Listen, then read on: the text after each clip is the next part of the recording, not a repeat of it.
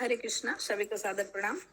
आज के ड्रामा का शीर्षक है नरोत्तम दास ठाकुर का जन्म उत्सव, जिसमें नरेटर की भूमिका में है संगनी श्यामा प्रिया माता जी, चैतन्य महाप्रभु की भूमिका में है भारती माता जी, निताई की भूमिका में है प्रीति नंद प्रिया माता जी, सहायिका की भूमिका में है निर्गुणा नीलम्बरी माता जी, पद्मावती की भूमिका में है बबीता माता जी, राजा कृष्णानंद की भूमिका में है अशोक प्रभु, रानी नारायणी देवी की भूमिका में है शुभंकरी माता जी, जोशी की भूमिका में है मुकुंद प्राण प्रभु और पंडित जी की भूमिका में है छंदा माता जी। हरे कृष्णा। एक बार की बात है, महाप्रभु नित्यानंद प्रभु अपने पार्षदों के संग रामकेली में हरि कीर्तन का नाम का संकीर्तन कर रहे थे। फिर महाप्रभु नरोत्तम कहते कहते मूर्छित हो गए। तब वहां के भक्तगण घबरा गए और हरे कृष्ण महामंत्र का जोर जोर से जप करते हैं, जिससे प्रभु को होश आ जाता है। प्रभु, क्या हो गया था आपको? निताई, तुम्हें अच्छी तरह से ज्ञात है कि संकीर्तन मेरे लिए सब कुछ है। मेरा जीवन, मेरा प्राण धन है। मेरी यह इच्छा है कि पृथ्वी का हर जीव इस प्रेम धन को प्राप्त करे।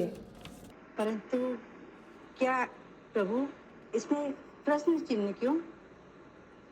कुछ समय पश्चात हमारी ये लीला अंतिम पड़ाव में आ जाएगी। हमारे हरि नाम का उत्तराधिकारी कौन होगा? कोई है तुम्हारी नजर में? प्रभु, आप सबको जानने वाले हैं, सर्वत्र हैं, लोकदर्शी हैं। आप ही बता सकते हैं कि आपकी इस आंदोलन को कौन बढ़ा सकता है। कोई तो जरूर होगा आपके मन में। हाँ निताई, एक महान भक्त है जिसका नाम है नरोत्तम। नरोत्तम? हाँ, आप कुछ देर पहले नरोत्तम कह के विलाप कर रहे थे। नरोत्तम का जन्म अभी नहीं हुआ है।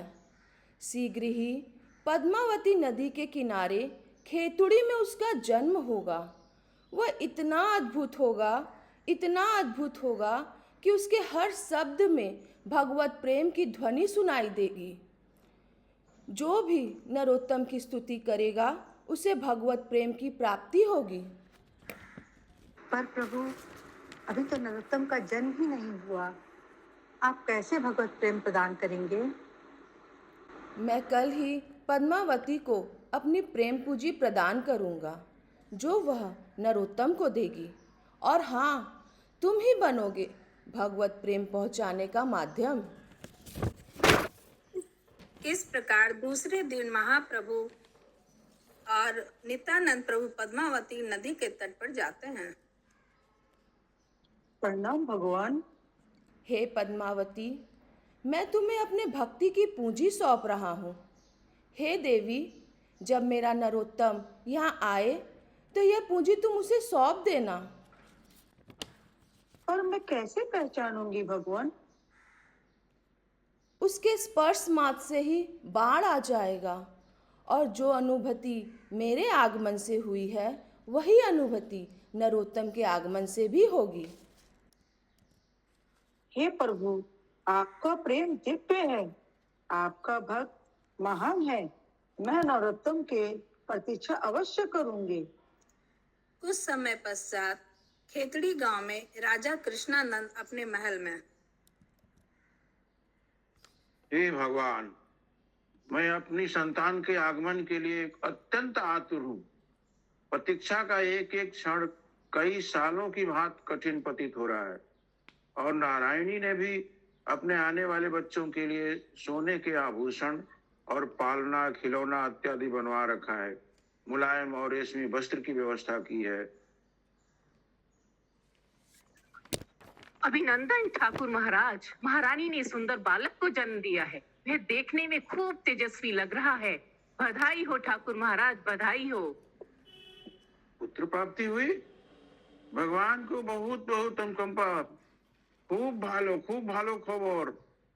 এই আভূষণ শিকার स्वीकार करो, नारायण कितना सुंदर है हमारा पुत्र।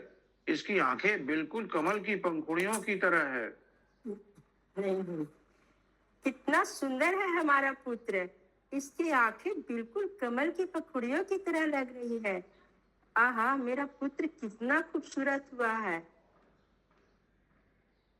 ओ बाबू, ताड़ाताड़ी एसो।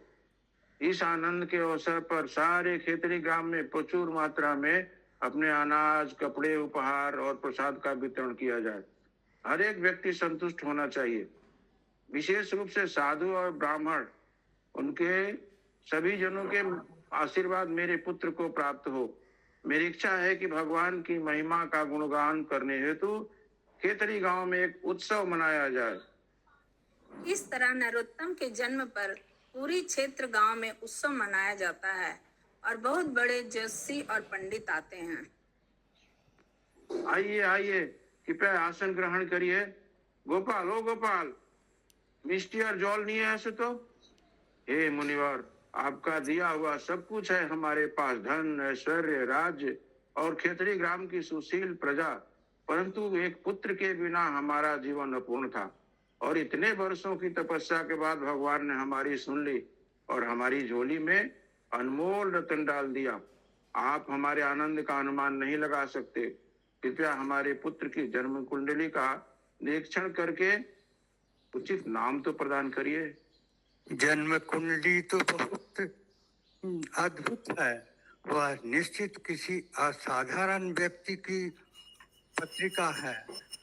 इसके शरीर के अंगों पर अलौकिक चिन्ह है। उसमें भी हम यह समझ सकते हैं कि यह बालक कोई महापुरुष ही है। सत्य वचन, यह बालक सभी गुणों से परिपूर्ण है और यह अत्यंत धार्मिक बनेगा। यह आपकी इस पूरे प्रांत में सुख, शांति और समृद्धि लाएगा। हे मुनिवर, इस बालक का नाम क्या होगा? हम सबका यह विचार है कि बालक के नाम में एक से अधिक अक्षरों का सम्मेलन होना आवश्यक है, जैसे न, र, त, क्योंकि न, र अर्थात व्यक्ति उत्तम अर्थात सर्वश्रेष्ठ। इसकी जन्म पत्रिका से यह प्रतीत होता है कि यह बालक व्यक्तियों में सर्वोत्तम होगा। हमें लगता है इसके लिए नरोत्तम सर्वाधिक योग्य है। नरोत्तम? नरोत्तम, कितना सुंदर मेरा पुत्र का नाम पड़ा है। आहा, बहुत सुंदर नाम है नरोत्तम। नरोत्तम शुद्ध वैष्णव होने के कारण अपने अन्नप्राशन में ही बिना भोग लगाया हुआ खीर नहीं खाकर अपना मुंह घुमा लिए। हमारा पुत्र नरोत्तम क्यों मुंह घुमा ले रहा है? यह खीर क्यों नहीं ग्रहण कर रहा है? नरोत्तम को भगवान को भोग लगा कर ही उसको खिलाना चाहिए। आज से जो कुछ बनेगा पहले भगवान को भोग लगेगा। बचपन से ही नरोत्तम महाप्रभु की तरफ आकर्षित थे।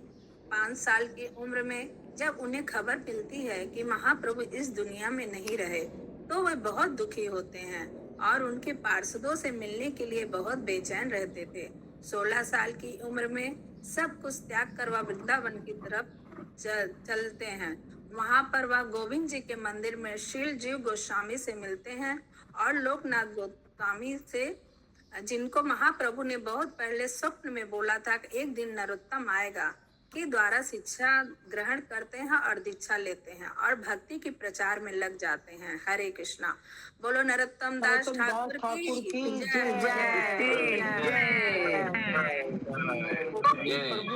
जय।